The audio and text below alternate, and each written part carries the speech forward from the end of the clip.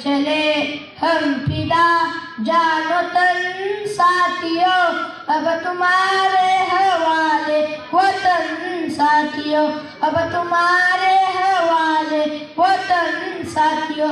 असं विश्वासाने म्हणत स्वातंत्र्यासाठी सर्वस्वाचं समर्पण केलेली पिढी हळूहळू स्वराज्य पटलावरून नष्ट झाली आणि नव्या पिढीचा नवदोष कसा असेल याकरिता स्वातंत्र्यानंतर 26 जानेवारी 1950 रोजी राज्यघटना झाली. आजच्या दिनी माझे गुरुजन, माझे शाळेचे मुख्याध्यापक तसेच सर्व शिक्षक वृंद, माझे मुख्य मार्गदर्शक, माझे वडील आदरणीय विकास चौले. नमस्कार मित्रांनो, मी विकास चौले. मी इयत्ता 5वीच्या वर्गातील शिकणारा विद्यार्थी आहे. मित्रांनो स्वातंत्र्यानंतर 26 जानेवारी 1950 रोजी राज्यघटना झाली. कारण स्वराज्यानंतर सुराज्याची स्वप्ने भारतीय जनता पाहू लागली. पंडित जवाहरलाल नेहरू, सरदार वल्लभभाई पटेल आणि लाला लजपत राय यांच्या नेतृत्वाखाली भारत सुखाने गेले असे दिसू लागले. पण हायरे देवा, स्वातंत्र्यानंतर कर्तव्यपूर्वीच्या समाधानाबरोबर मनामनात स्वार्थ लागला. सत्ता मिळवण्यासाठी पैशाला पण टिकेला पोहोचला. हो प्रेतावरच्या डावीवरचं लोणी खाण्याचाच लग्नाचा मान लागली. गोरगरिबांना जेवण केलेली मीठ भाकरी त्यांच्यापर्यंत पोहोचना. आणि शेतात भ्रष्टाचार नावाचा एक नवीन भ्रष्टाचार तयार झाला. आणि हा भ्रष्टाचार काळा पैसा नावाचा एक विषयी नाव दिला. स्वतंत्र हिंदुस्थानच्या 13 साला सुरुवात झाली. मित्रांनो कोणतेही आदर्श नसलेले एक नवीन जात नव्या पिढीच्या रूपाने हिंदुस्थानात जन्माला आली.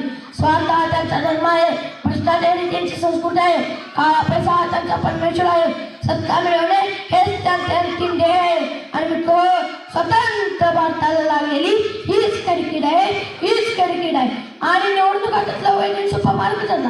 सरकारी कचेरी, न्यायालय, शिक्षण संस्था, विवाह संस्था, सामाजिक संस्था अशा सर्व क्षेत्रात स्वार्थ आणि भ्रष्टाचार हातात हात घालून वावरत आहे. महागाईचा उद्रेक, वाढती बेकारी आणि काही भ्रष्टाचारी राज्य करते.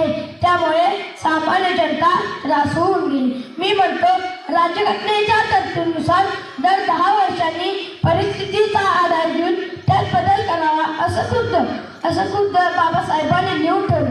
कारण आपली राज्यघटना लवचिक आहे, काटक नाही. पण मित्रांनो, इंग्रजांनी केलेले अत्याचार आणि हत्याकांड परवडले. कारण ते परकीय होते. परित आमच्याच देशात आमचे स्वकीय देशवासी दिवसाच्या वेळा हत्याकांड करायला लागले. कोणी कोणाला आणि कसा जाब विचारायचा. ज्या महापुरुषांनी स्वातंत्र्य मिळवून दिले, कित्येक महापुरुष फासावर गेले, त्यांच्या जयंती आम्ही साजरा करतो. पण करता लाज वाटली पाहिजे आम्हाला, की लाज सुद्धा आम्ही करून काढेल. स्वातंत्र्य देशात जन्माला येण्याचे भाग्य जरी आम्हाला लाभले ना, त्याचे स्वातंत्र्य निष्कलंक ठेवलेले असतात, मात्र आम्हाला नाही. आज आपल्या देशात राजकीय, सामाजिक, कौटुंबिक अशा वेगवेगळ्या संघटना निर्माण व्हायला लागल्या. आणि यातूनच भरपूर राजकारणाला सुरुवात झाली.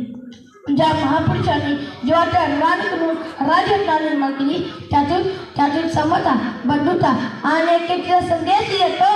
त्या राज्यघटनेची मान, पान, शान आपण सर्वांनी